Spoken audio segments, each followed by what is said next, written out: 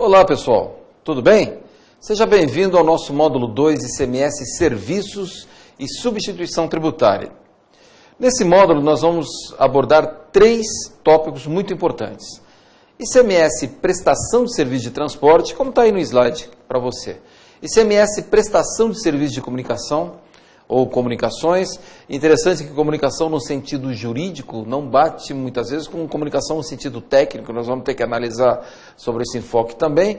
E a questão de substituição tributária, noções gerais de substituição tributária. Nós temos 3 possibilidades da tal substituição tributária, para frente, para trás e a tal da concomitante.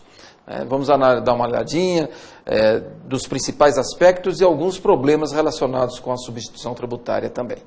Tá ok? Então esse é o nosso módulo 2, ICMS Serviços e Substituição Tributária.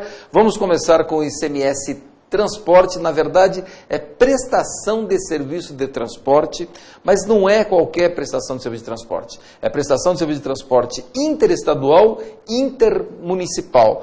Intramunicipal não faz parte do âmbito de competência do ICMS. E vamos começar na nossa aulinha 1.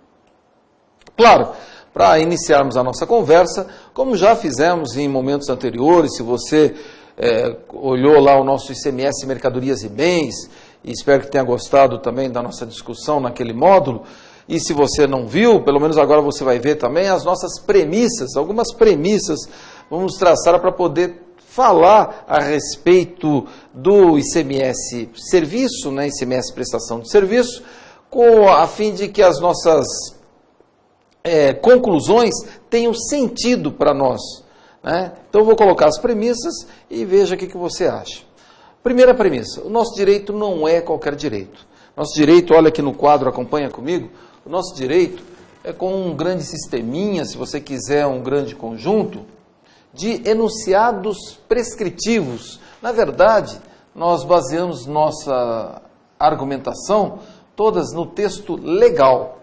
E a partir do texto legal, nós fazemos construções que nós chamamos construções normativas.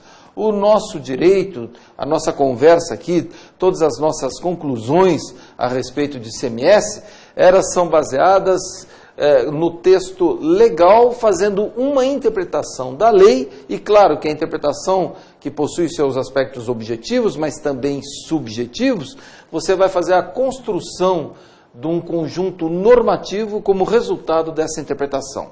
O que eu quero dizer com isso? Quer dizer que argumentos que não são argumentos baseados na lei, não serão para nós argumentos jurídicos. Não estou dizendo que você não tenha que utilizar no dia a dia, mas se prepare para a pergunta do outro lado, e normalmente do Estado. Cadê isso na lei, doutor ou doutora?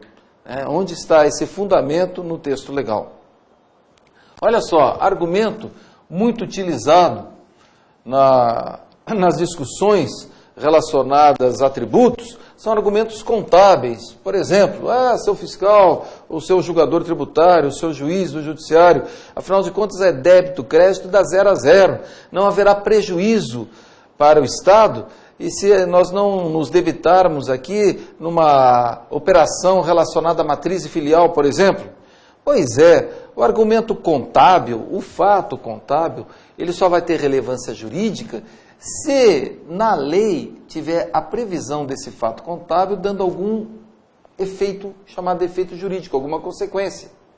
Porque se não tiver previsto na lei este fato contábil, apesar de extremamente relevante no mundo contábil, no sistema contábil, juridicamente ele é irrelevante.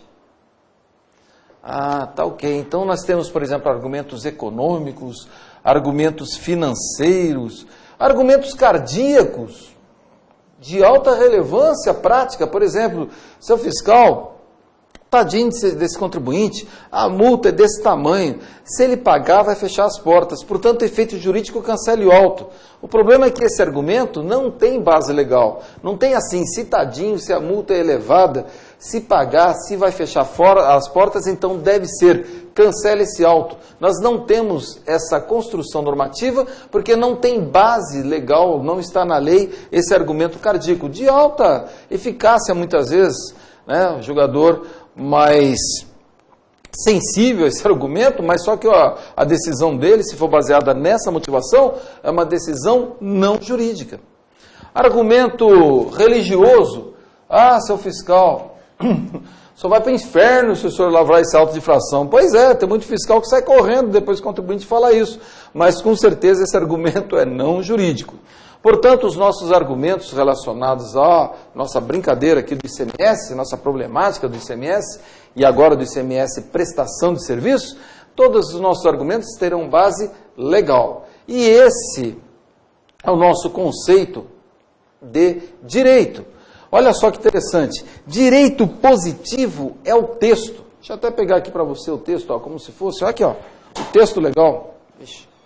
Direito positivo aqui o texto, aqui, Direito positivo está aqui, no texto legal, tá? Esse aqui é o direito positivo. Cada um de nós, olhando para o mesmo texto, fazemos o que nós chamamos de construção normativa. Se alguma coisa, então deve ser outra. Nós aqui vamos fazer o seguinte, nós vamos olhar o texto legal relacionado ao ICMS e prestação de serviço e vamos fazer construções normativas. Se alguma coisa, então deve ser outra. Vamos selecionar as possibilidades normativas do ICMS prestação de serviço de transporte interestadual e intermunicipal e do ICMS prestação de serviço de comunicação. E depois analisaremos, claro, substituição tributária também sobre esse aspecto normativo, aspecto interpretativo normativo. Na nossa conversa, nas nossas argumentações, nós vamos fazer uma troca, vamos tirar o bom senso e adotar o senso jurídico. Ou seja, bom senso ou mau senso, por exemplo, de um julgador, é completamente irrelevante para dar qualquer tipo de efeito jurídico. Quando eu falo de senso jurídico, é que a motivação dele deve passar de forma necessária, deve passar pelo aspecto legal. Se a motivação não passar pelo aspecto legal, não será uma motivação jurídica, você não vai estar usando o senso jurídico. Afinal de contas, como é que as pessoas vão discutir as decisões do judiciário ou de um tribunal administrativo, de um conselho administrativo, se essa decisão não tiver base legal? Olha que interessante o nosso direito. Então, por exemplo, para finalizar essa primeira parte relacionada à premissa. Vamos dizer que você esteja desempregado, espero que não seja o seu caso, já aconteceu comigo, eu sei como é que é difícil. Aí, o que faz a pessoa que está desempregada? Por exemplo, ela pega um dinheirinho com a mãe, pega um ônibus, vai lá na igreja, rezar e pedir emprego. E ela faz todo dia isso, depois volta para casa. Aí chega um dia que ela, quando estiver saindo da igreja, ela encontra na porta da igreja, em cima de uma mesa, uma rifa de uma Mercedes que vai ser sorteada dia 25 de dezembro. E ela fica numa dúvida cruel, porque se ela comprar a rifa, ela tem que voltar a pé para casa. E ela fica assim, compra ou não compra, resolve comprar, volta a pé para casa, só que ela ganha a Mercedes no dia 25 de dezembro. Ela ganhou a Mercedes no dia 25 de dezembro, o que ela faz do dia 26 de dezembro até o dia 31? Volta para a igreja para agradecer a Deus. O que acontece no dia 1º de janeiro do exercício seguinte, mais propriamente no dia 2, quando sai o diário oficial? IPVA de Mercedes. E aí tem um problema sério, porque se ela para ela pagar o IPVA da Mercedes que ela ganhou na rifa, ela vai ter que vender a Mercedes, porque ela está desempregada. E ela vai querer conversar com o Estado, na sua versão lei, na sua versão direito, para ser mais preciso, na sua versão direito. Essa construção, esse sistema, baseado numa construção normativa, baseada numa linguagem, se alguma coisa, então deve ser outra. Ela vai conversar com o Estado de Direito, tentando explicar, fazer a motivação de bom senso dela,